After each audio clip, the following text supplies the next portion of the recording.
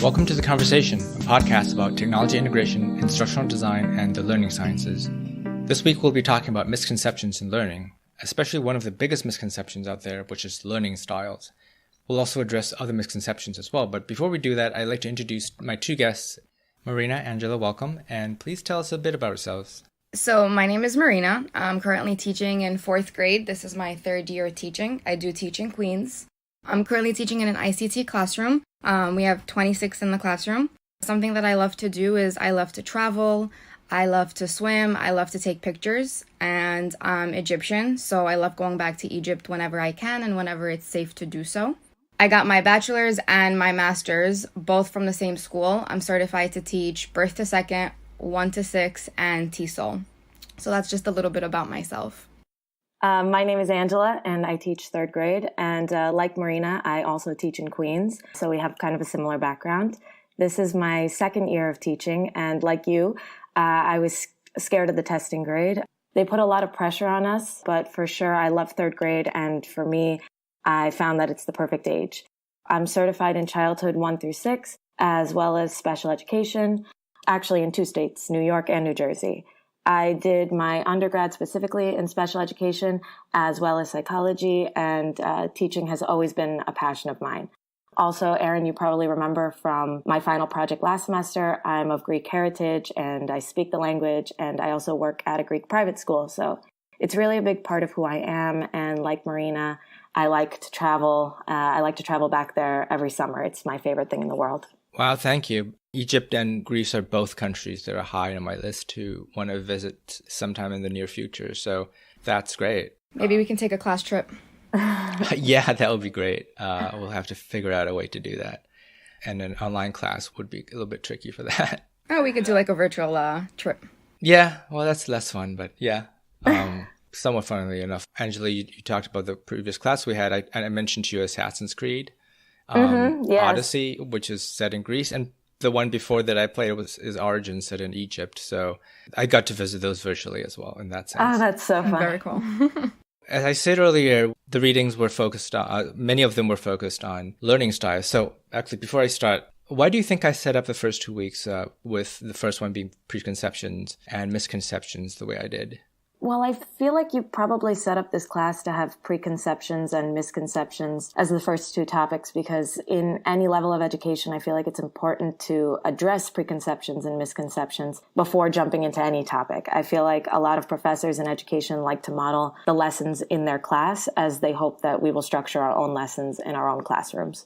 Yeah, I agree. I think that before really going into depth into specific topics like the brain and everything else that you had planned, it's important to just kind of understand a little bit about the foundation, a little bit about background information and like different ways, I guess, quote unquote, learning before actually going into depth in other topics. Yeah, that's right. For this week, I was trying to be a little bit meta because last week, one of the readings was talking about getting the students prior knowledge. So this week, we're not just talking about misconceptions, but also seeing what it's like when you have to confront your own potential misconceptions as it relates to learning styles. So I gave the class a poll last week on learning styles, and I was wondering, what did you think about the results? I wasn't really surprised to see that most people on the poll put that they were a visual learner. I feel like that's just how a lot of people would describe themselves. And it's true, you can't teach a kid without speaking out loud, without having some sort of visual in the background, without having some manipulative. So it's true that, some people classify themselves as one of those 3.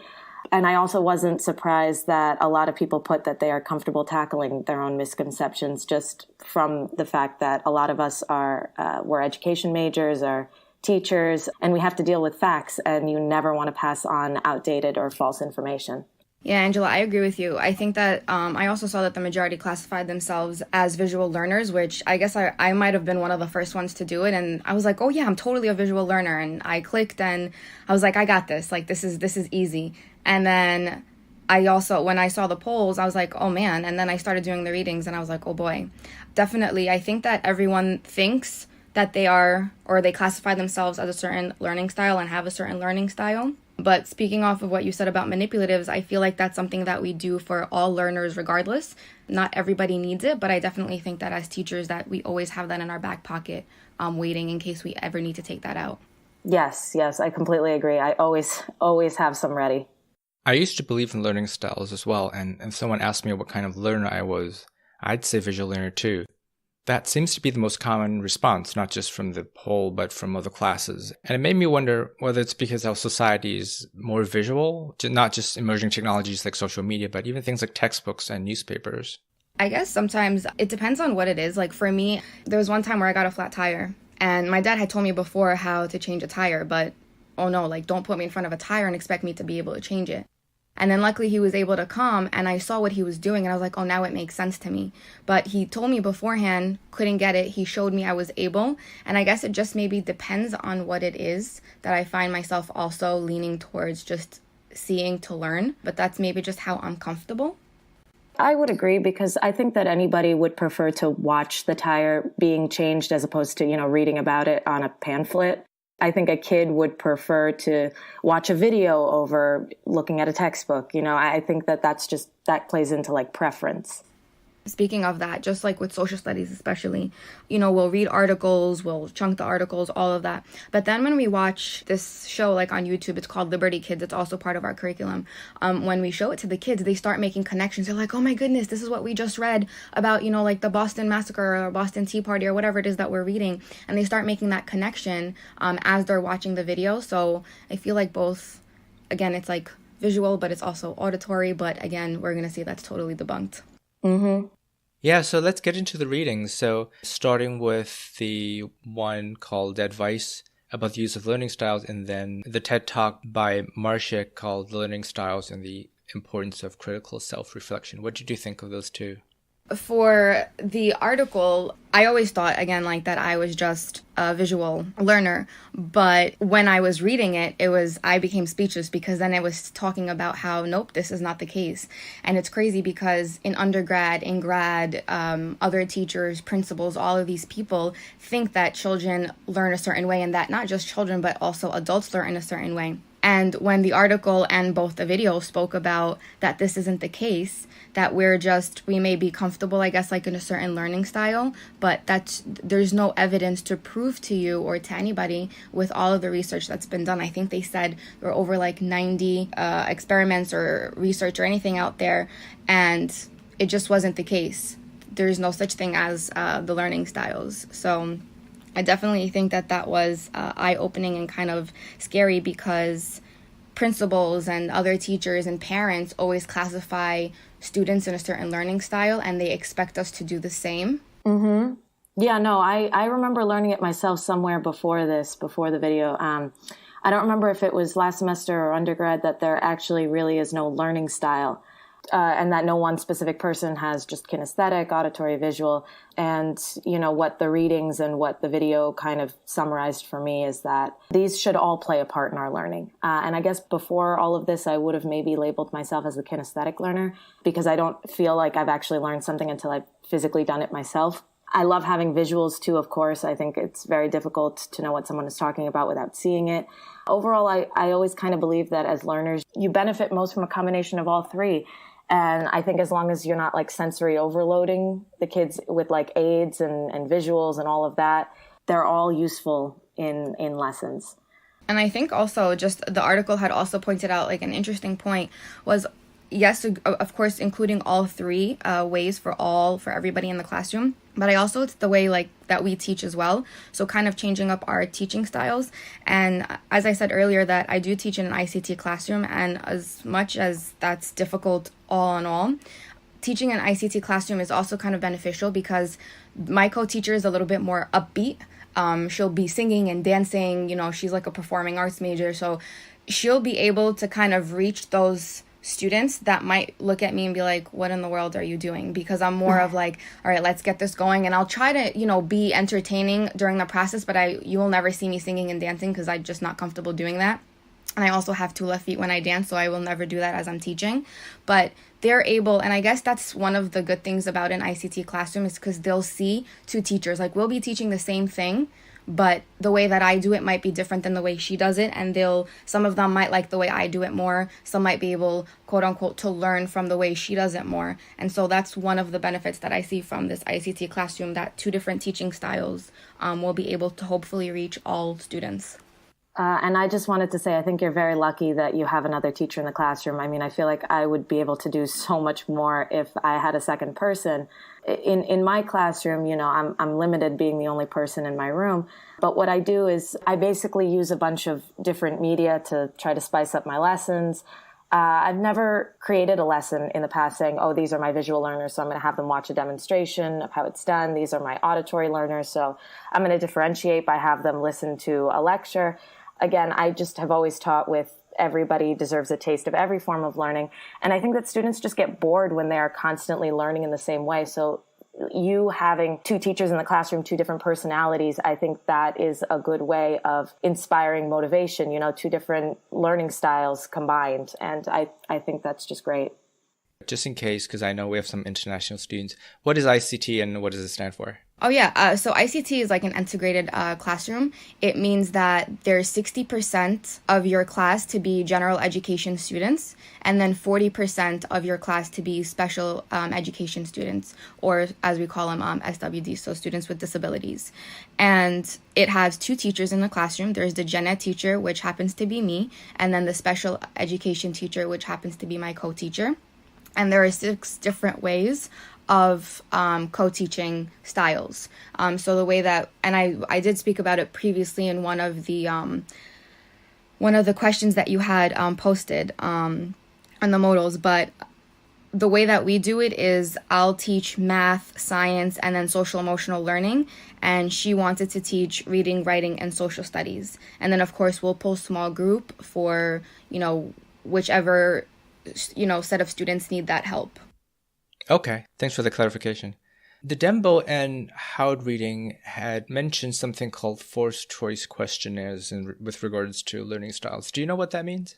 Yeah, so forced choice, the questionnaires are really what they're assessments or questionnaires that they give to people, and they kind of have one answer that you're going to be comfortable leaning towards. Everyone's going to lean towards that. So they gave a really good example about if someone was questioned whether they prefer to watch a science demonstration or kind of just sit and watch a non-interrupted lecture. Most people, if not everybody, voted or chose to watch the science demonstration versus listening to the lecture. So it kind of just leads people to say that they're visual learners, even though they're really not. They might not be visual learners. I know you sent us an example of like a papered forced choice questionnaire.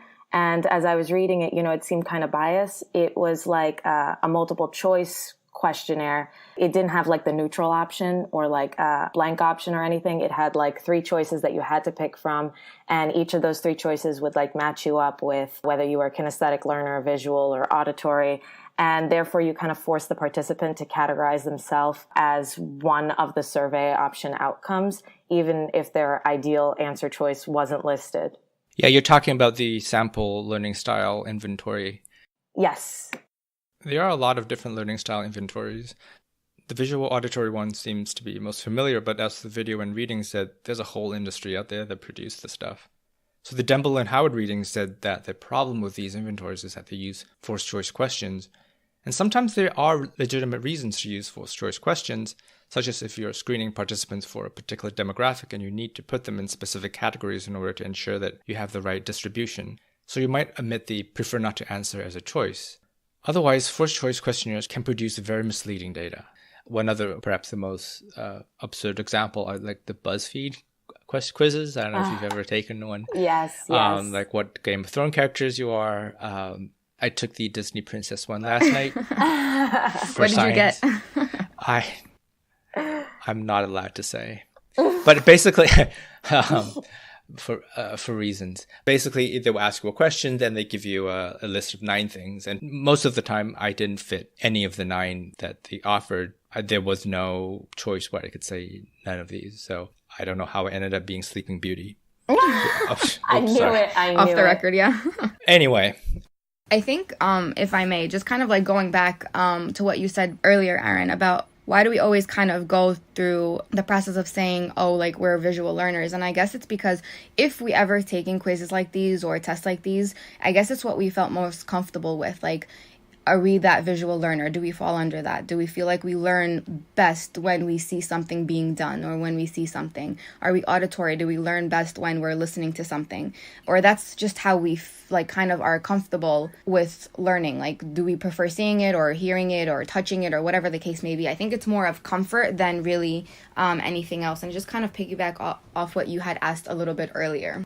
Let's go into the video a bit more. What did you think about the video? I think that she summed it up really well, going hand in hand with the article. I think that she supports everything that they had said, that this doesn't exist. And she showed us different examples of like the songbird. She said, if I wanted you to learn what the songbird look like, then I'll show you. If I wanted you to know what they sound like, then I'll have you hear it. It doesn't mean that you're that auditory or visual learner.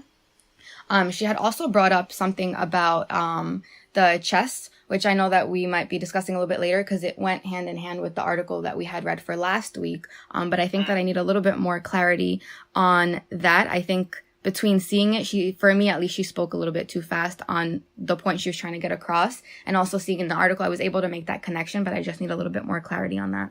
Well, let me add to this. So my understanding of the chess was that, she used the chessboard example because better chess players were better able to memorize the board better. Like, not because they were visual learners, like that's the point she was trying to say, but because like they recognize from like prior knowledge, like they recognize like strategic moves and like setups for the game board. So a winning setup for the game board, they will have played that probably, dozens of times over and they'll remember it. So like when they see that there, they'll memorize like the game board. But when they randomized all the pieces, then, they had no advantage over somebody that had never seen a chessboard before because it wasn't like a strategy. So I don't know if that's what you wanted thank you. Yeah, absolutely. on. No, that makes sense now. Yeah. I'm glad you saw the connection between the video and the study cited in the Donovan and Bransford reading from last week, the 1973 Chase and Simon study on page 9. And Angela, your explanation is right on point. Just to add to it, I know some of your peers have math and music backgrounds. If I showed someone with a math background a page of a mathematical proof filled with math stuff, he or she will be able to memorize it better than someone who doesn't have that background. But if I show the math person a page of just random math stuff, then the math person won't be any better than the non-math person at memorizing it. Likewise, I can show someone who can read music a score of an actual musical composition, and that person will be able to memorize it, whereas if I showed just a score of random incoherent notes, then it will be just as hard for the music person to memorize it as it would be for someone who can't read music. So the difference is that the math or music person has a conceptual framework to organize the information. It's not about memorizing it visually or being a visual learner. And what we want to do is to get students to have that conceptual framework, but not be caught up on this visual or auditory learner thing. Mm-hmm. So has your view on learning style changed after the readings and the video?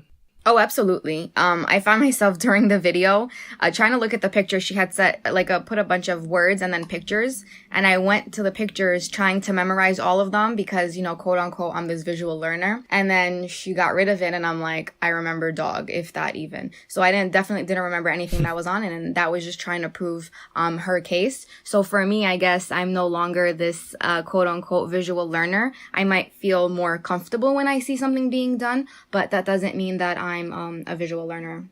Yeah, no, me, myself, I was never one to classify myself as anything specific. I had a preference of doing something physical as opposed to listening to it or seeing it. So therefore, I guess I leaned towards kinesthetic because I would obviously always pick 9 out of 10 doing an experiment rather than reading about one, going on a field trip as opposed to reading about it. I do think that what the video opened my eyes a lot to is the way that it could be damaging to continue believing in learning styles. We shouldn't waste time, money, and resources on outdated research. And I think this was kind of my aha moment that clearly there's no evidence to support learning styles and teachers already have enough on their plate as it is. We have to differentiate instruction for over 20 kids. It would be such a waste of energy for teachers to keep track of individual learning styles on top of that. And in addition to this, labels are dangerous, and having a student believe he or she is stuck in a particular style of learning could definitely limit that student's motivation to learn in a different way. So, while I was never a strong advocate for learning styles, I really had no idea how damaging just believing in them could be. Well, that made me question and kind of think, because I was agreeing with you, like, it's such a waste of time. But how do we really convince other people or teachers or admin or anybody, admin meaning administration, like your principals or assistant principals, how do you convince them that learning styles is not a thing? Well, for one, you should send them the link to this YouTube video. Oh, I should. This woman is very persuasive. That's true. There are people who I show the video to and they're still not convinced. So my thinking would be this. I think someone who believes in learning styles, whether they have a very strong belief and believe it in the literal sense, or that they believe more flexible kind of thing, first of all, these people have their heart at the right places, right? Obviously, they care about the student. They're interested in what the students are. And they bought into this thing about learning styles because most likely they were told that learning styles exist by their teachers and their professors, and certainly the industry that's around it. And maybe even the school they're teaching in, as you said, the administrator might believe in it. So it's good that they have the empathy to understand that. And it's not so much that learning styles are completely wrong and that it doesn't completely know such a thing, because even the video says we do have preferences, right? And it's not such a big shift from saying that a student is a visual learner or an auditory learner to just kind of thinking about them with more flexibility and focus more on the content. So what are you trying to teach and what are the ways you can convey it? And in a few weeks, we'll be talking about universal design, where it's about representing information in different ways, including more visual ways or auditory ways. That principle is more for kind of assistive. So, for example, maybe you have an English language learner, and sometimes when you have text that could be read out to them, that would be better for them, right? So it's slightly different. It sounds almost like learning styles, but it's different because it's more about accessibility. So I feel like, as Angela suggested, and show them the video, show them the research, or just say, maybe you can take a look at the research out there, and there's endless research that basically debunks this myth, right, this misconception. And, maybe they'll change their mind and maybe they won't. But I feel like it's not one of those misconceptions where you did this thing and now you're supposed to do the polar opposite of it. Right. You're just adjusting a little bit. And in some ways, you're making your life a little bit easier because you're not boxing yourself into the way you teach in a specific way, but also believing in the idea that students are able to have more flexibility. I think the key thing would just to make sure you don't reinforce this in the student so that the student himself or herself shuts down and believes that they're a visual learner and any other way of conveying information, they just don't want to hear it. They don't want to learn it, right? Mm-hmm. That would be the real danger, I think. I think it's more detrimental if the students and the parents believe such. Like if the parents say, oh, my child is an auditory learner, like what are you doing to help my child? And then you have to try to explain to them that this isn't really... Right, that sounds like it would be a very awkward conversation. Yeah. Oh, well, actually, there's no such thing as auditory learners. Exactly. So, I can only imagine. I wanted to ask, just to build off of this, while teaching through learning styles is...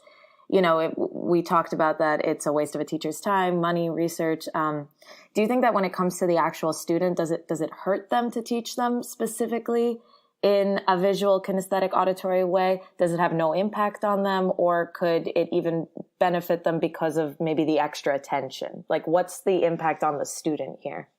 I was saying that I think going back to that science demonstration, like first of all, what's the point of the lesson? Like, are you trying to show them something, so that they can learn, like how to do it or what it looks like? Because again, with the science demonstration, if you go off and you actually show them the demonstration, they'll probably learn it and they'll be able to go home and tell their parents what they learned versus if they read it or listen to someone lecturing. If the child doesn't know, or they don't classify themselves, or their parents don't classify them, or their teachers don't classify them in a certain way, I don't think the child will really ever know. And it's just what they're more comfortable with, like that they prefer seeing it versus hearing it, or doing it instead of hearing it, or whatever the case may be. Right. It's dangerous to label them, definitely. Absolutely, yeah. I agree. As I said, it would be up to the content. And there are actually a lot of design principles that are actually supported by empirical research that guide you in how to present information in visual or auditory ways. So for example, and Angela, you took the digital literacies class where we talked about Richard Maurer's multimedia principle, right?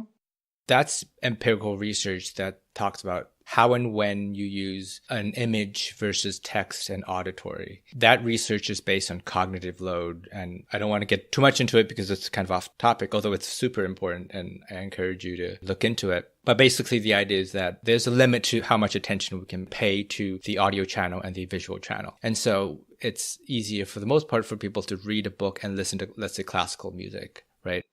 So that doesn't overload because that information is coming from two different channels, but they're not kind of contradicting each other. But that's why texting and driving is dangerous, because that creates cognitive load. And likewise, if you are creating an educational video or a presentation, when you have visuals and then you have text and then you're also reading, that also creates cognitive overload. And that would be bad for all learners, never mind what preference they have. That type of research would be useful because it's actually empirically supported by research and replicated and all that stuff. Right. And I think that was a big point of the Misconceptions entire chapter, is just basing what we're teaching the kids off of evidence and time-tested theories.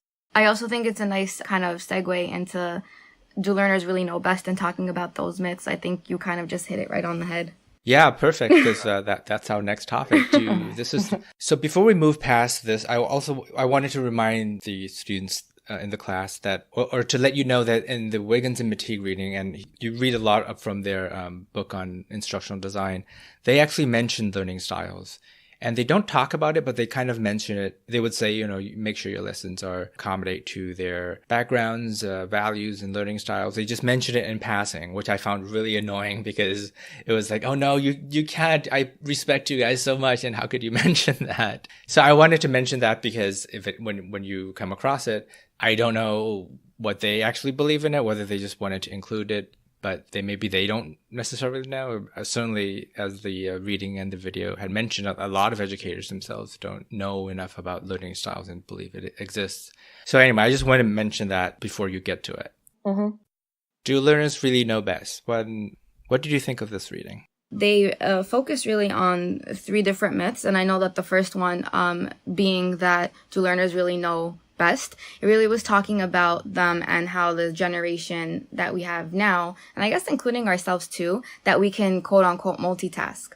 But then they realize that this isn't the case. So, if a child is doing their homework while texting, or, doing their homework and playing any game that they can be playing out there, they're not really multitasking. They can quickly and flawlessly just go from one task to another, but they can never do both of them at the same time. So that kind of reminds me of myself, because I have a tendency of just being on the phone, Bluetooth of course, and driving. So I drive to work and back every day, same path, same road. So I feel like I can pretty much do it in my sleep. But then when you add something new to the plate, or to the road, like someone that just kind of was jaywalking, or someone like a dog running across, or a squirrel or anything like that, I can't fully continue talking. I'd have to either stop talking completely or just tell the person, hold on, and then do what it is that I was doing. Even with parking, I find myself like lowering the volume or lowering the music to park. And it's just crazy because I guess I can do both, but then I feel that I need to concentrate on parking or driving or whatever it is that's on the road. And then there was another story where my friend was recently telling me, it was this about a month ago. She's in the medical field and she works at a hospital in the pharmacy department. And she went into work a little bit early, and one of her coworkers was kind of like putting, making the IV bags and putting labels on them. So my friend went in early and she told her, I guess she simply just said hello or anything like that. And the girl offered for her to help. My friend offered to help. And as the girl was giving her the labels, she accidentally gave her the wrong labels. So it was between her creating the labels in the IV bags and quote unquote multitasking to talk to my friend, but ended up making this big mistake because my friend, who was given the wrong labels, labeled the wrong IV bags with the wrong IV, like whatever was inside. They were giving it to the nurses and the doctors, and then someone caught the mistake before it actually went out to a patient. I mean, it was a whole big investigation, but you can't multitask. Like, you cannot talk and also, do the IV bag. You can't really talk and then drive on the road, especially if something kind of comes in your way. And it reminds me of our students where we expect them to do so much at once, including, wait a minute, I want you to copy your notes, but I also want you to listen to what I'm saying and what I'm teaching you, because there's no way that the kids are going to be able to do that if we as adults can't even. Right. I thought that the reading pretty much summed up the misconceptions about learning perfectly. I thought your example was a great example about how, if adults can't even multitask, I don't know how we can expect students to multitask. And the second part of that myth also made a great argument against the young generation of digital natives, as the reading calls them, and that they're automatically being blessed with all these technical skills. And, just because I know my students were basically born with an iPad in their hands, it doesn't mean that they know how to navigate all the information they have access to. Could you imagine if I was going to teach a lesson on like homophones, for example, and I just asked the kids to Google homophones and gave them an assessment on it afterwards? A lot of these myths that we read about in this reading, interesting to see how they were debunked. As I was reading the article, I was wondering if the learner doesn't know best, but obviously the learner does have some sense of how they learn.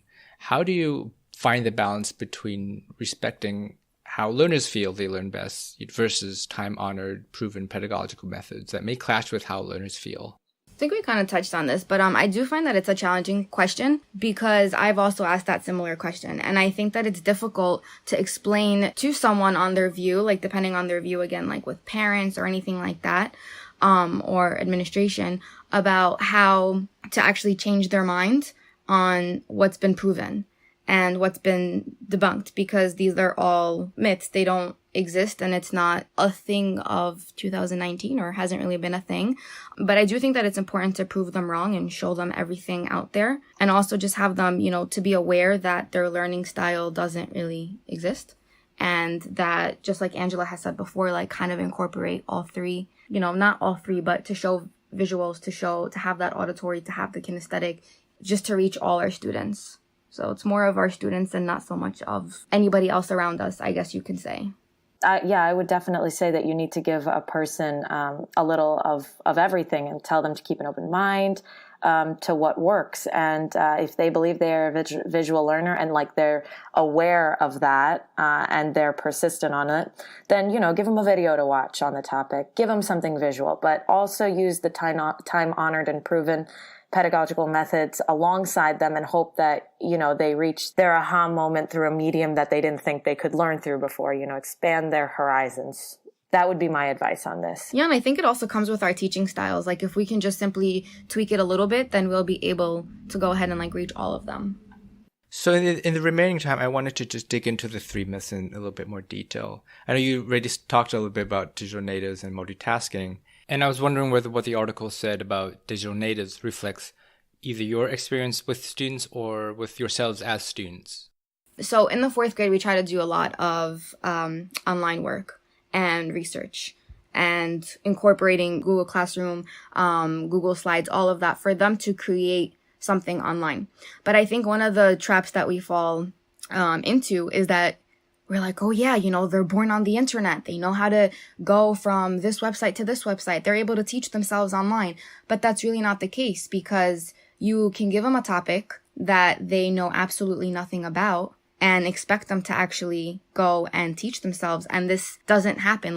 They'll just click on a website, the first website, they'll write, okay, like American Revolution. They'll click on the first website and that's the information they're going to give you. And they don't really know whether this is accurate information or not accurate information.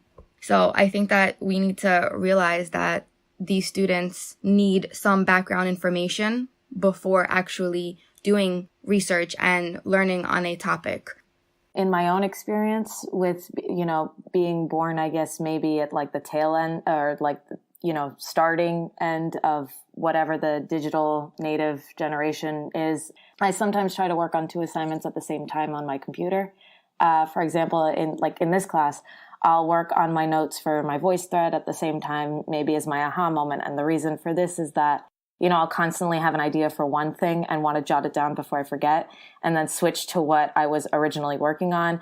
And I know that probably slows me down overall, because when I go back to my other notes, I have to take the time to remember where I was in the first place. And I'm not actually doing them at the same time, and I'm switching my attention. And I think that also goes back to multitasking and how it's hard for us to multitask. I can't imagine my students, themselves doing it in class.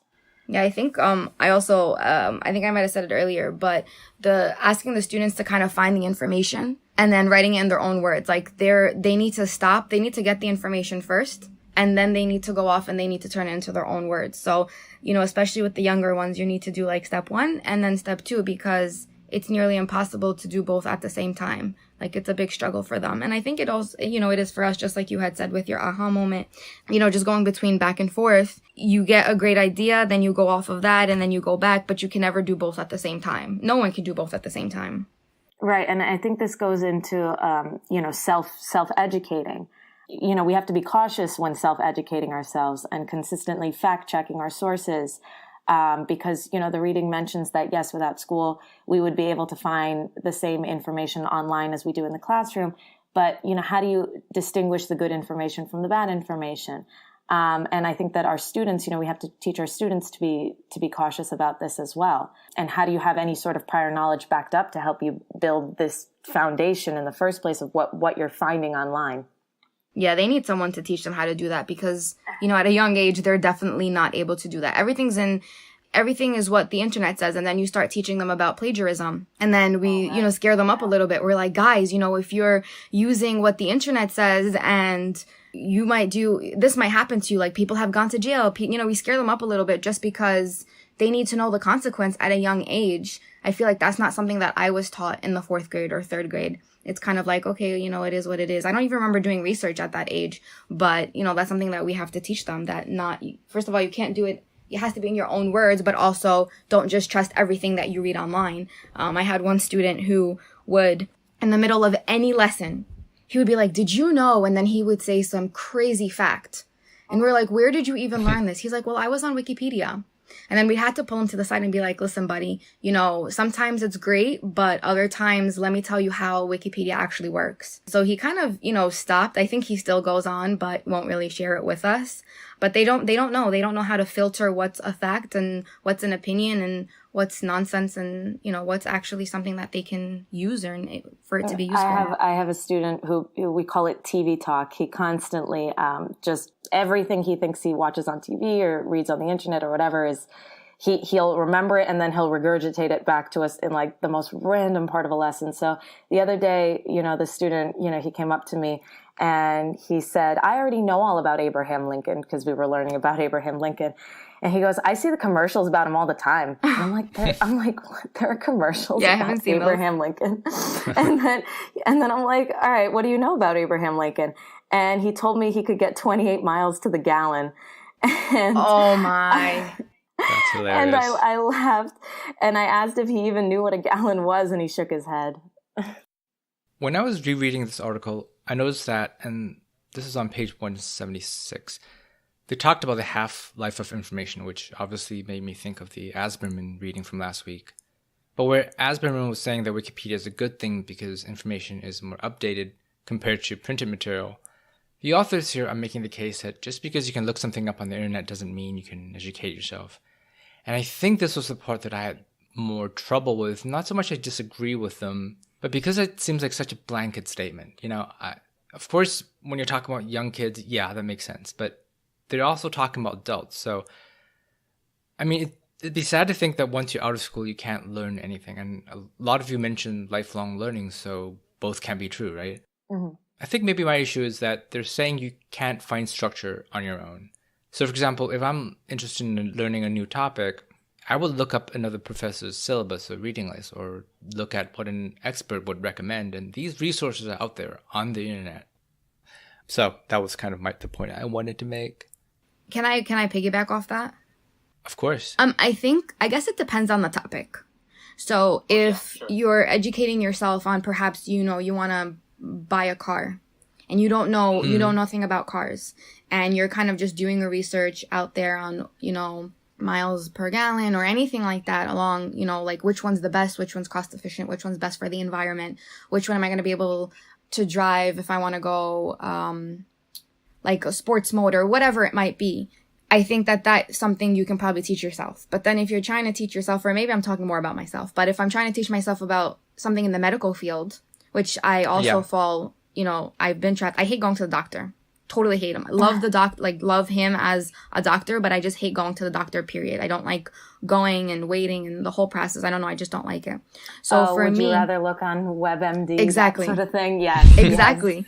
But then it's Dr. Google, and then you find out that your headache and your stomach ache and your, you know, left toe hurting, whatever, you have cancer. You know, that's what it ends up telling you. So, and you really don't. And then when I go to the doctor's like, are you crazy? And he'll just laugh at me. But I think that, you know, something in the medical field, you can only teach yourself so much from the internet, but you need that person to tell you more. Like, you know, even like in terms of medicine. So my brother's a pharmacist. If I look online and I'll bring the information to him, a lot of times he'll laugh at me because it's not accurate. So I think it depends on the topic of what you're trying to teach yourself. You're not going to be a doctor from just teaching yourself things online. You need that teacher, you need that professor, you need the experience to be able to get to, you know, where you need to be as a doctor. I guess that's how I'm seeing it. I was going to say, you know, you reminded me of like a story of my sister. You know, she had a little black spot on her pinky toe, and, you know, she went to the doctor and she was like, is it melanoma? Tell me it's not melanoma. Oh boy. And then she pulled out some, what is it? Nail polish remover. It was nail polish. Oh my goodness. So, you know, I think it's hard for someone to have a structure when self-educating. I think just because someone can, you know, like, can read something off of WebMD, share a tweet, read a blog post, or watch a TV commercial, you know, it doesn't necessarily mean that they can navigate their own learning environment. I think they need some background information. I think they definitely. they need to know something. Like again, when I was talking about the cars, I guess you had a little bit of knowledge about, okay, I need to look at miles per gallon. I need to look at, you know, does it have that sports mode or just the eco mode? All of that stuff. You need a little bit of background information before you go researching something and quote unquote teaching it to yourself. I guess my issue is with how broad they make their case. So obviously, if it's something important, like something medical or legal, then no, you don't want to learn online, right? That I absolutely agree with. But I think in other cases, like if you want to learn something for yourself and you're not taking a test or you just want to better your knowledge, then I think self-education is possible. And just to tie it back to the digital native stuff, I don't know if you know of the site Reddit, but there are communities there like Ask a Historian or Ask Science that lets you ask a question about something in their field and an expert will come and give you a serious professional response. So the internet does give you access to experts.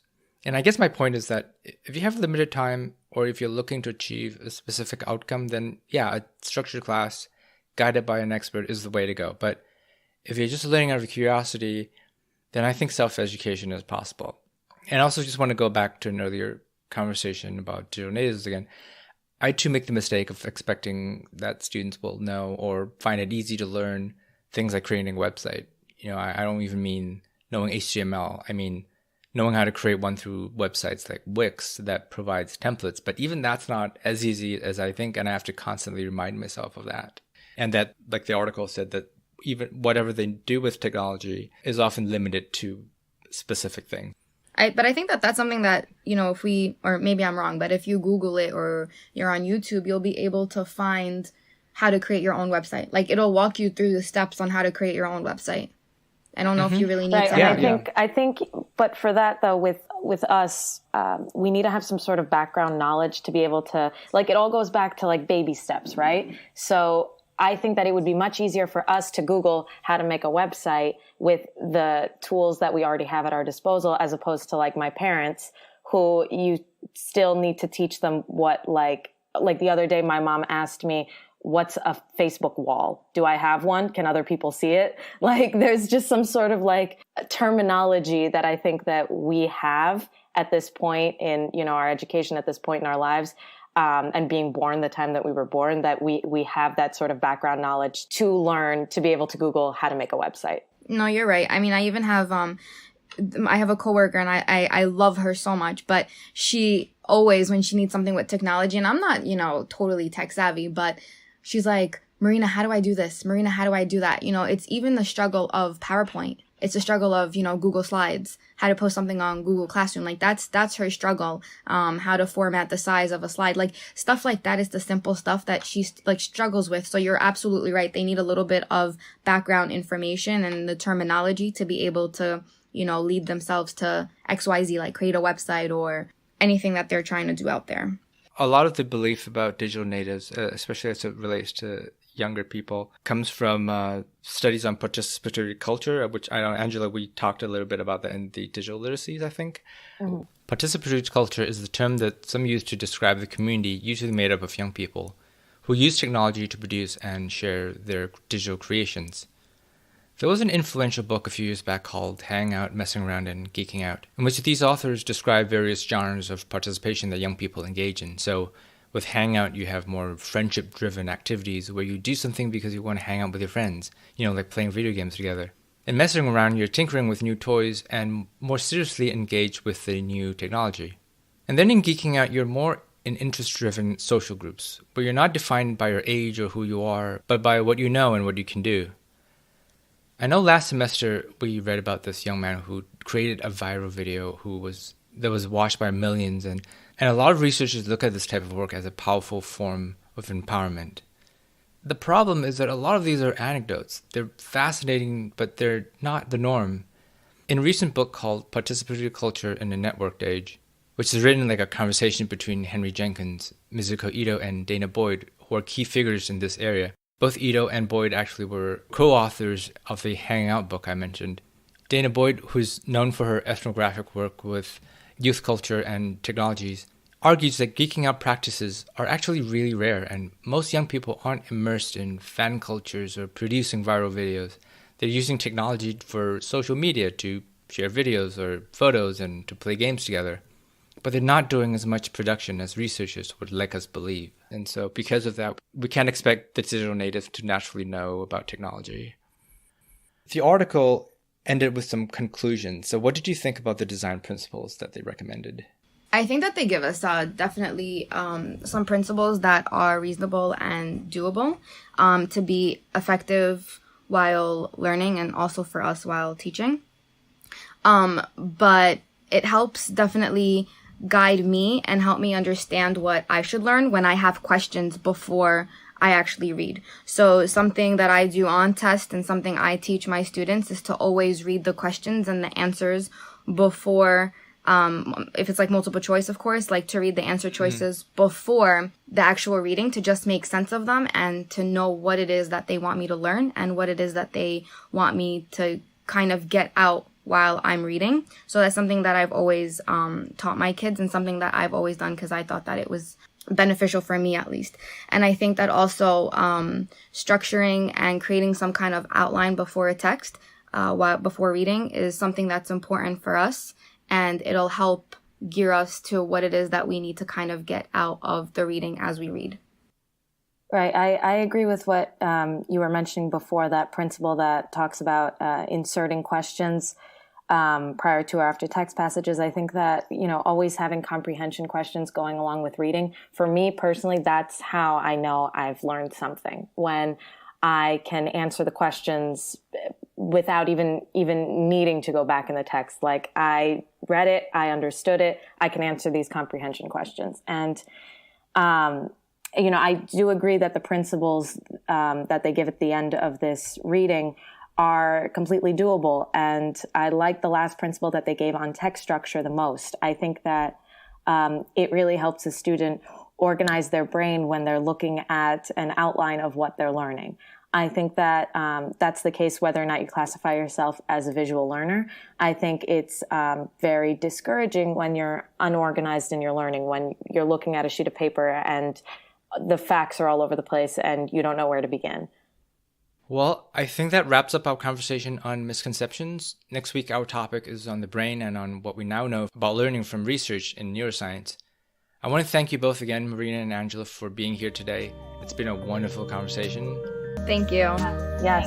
Thank you. Thank you for having us. Have a great weekend. You too. You too. You too. Bye. Bye.